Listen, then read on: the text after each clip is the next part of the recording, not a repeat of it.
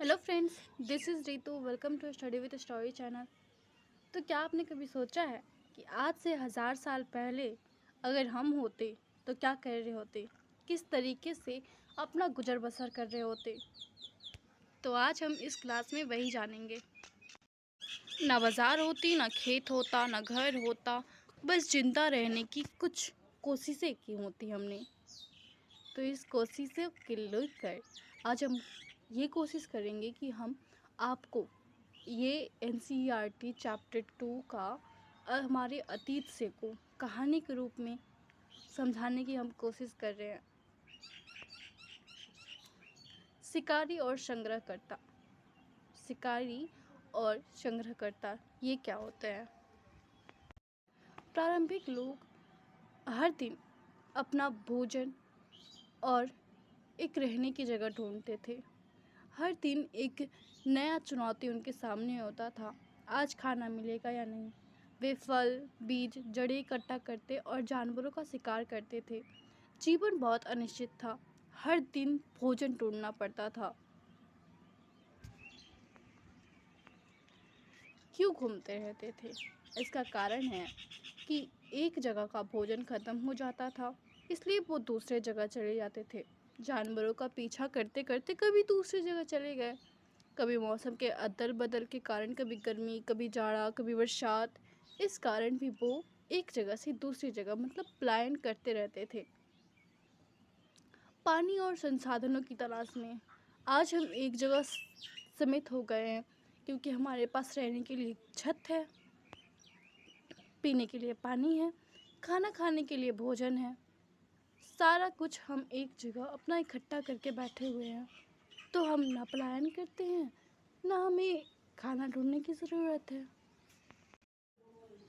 औजार और आग की खोज।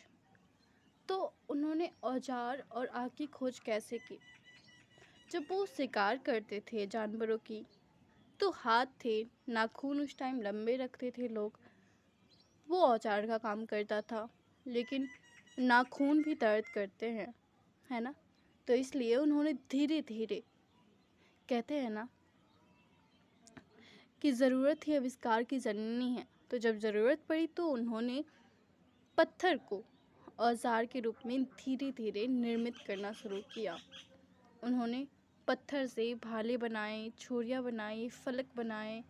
जो भी उन्हें जिस तरीके से समझ आया उन्होंने बनाते गए। और सबसे बड़ी उनकी जो खोज थी उस टाइम की, वो थी आग। भोजन पकाने के लिए उन्होंने आग की खोज किया। कैसे?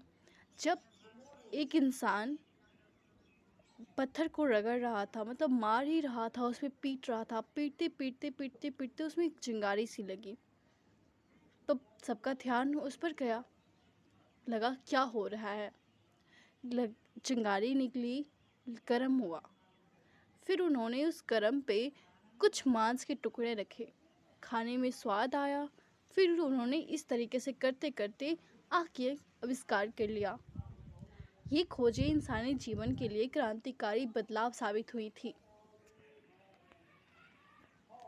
खेती की शुरुआत।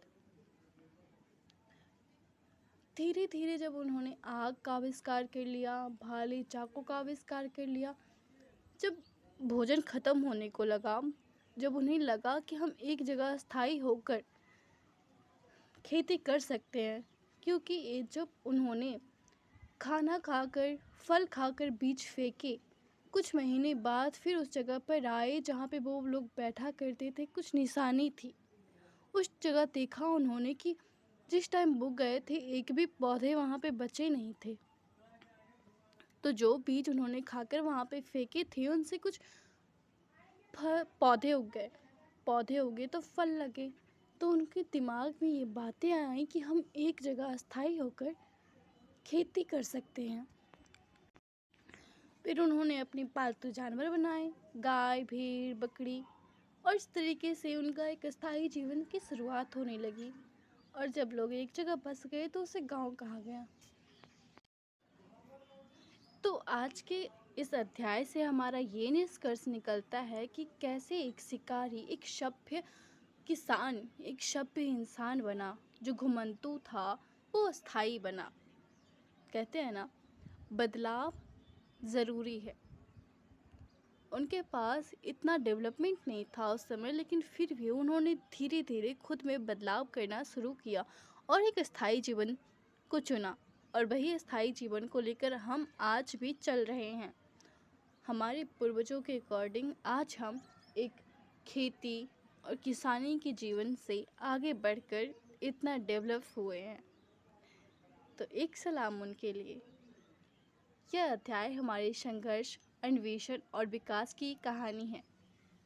आई होप आपको ये कहानी अच्छी लगी होगी, और इतना समय देने के लिए धन्यवाद।